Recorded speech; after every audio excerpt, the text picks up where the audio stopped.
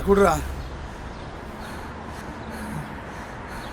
சாப்பிட்டு 2 நாள் ஆகுது, கையில் காசு இல்லை,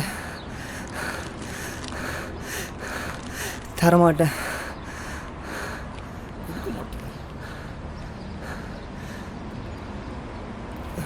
ஏய், அப்போ திருடாதரா, கேளு. சொல்லுதுங்க. பா எங்கப்பா போன அம்மா திட்டுது. இல்ல தங்கம், இங்க ஒரு பா அரைக்கிற தோரம் பருப்பு எவ்வளோ?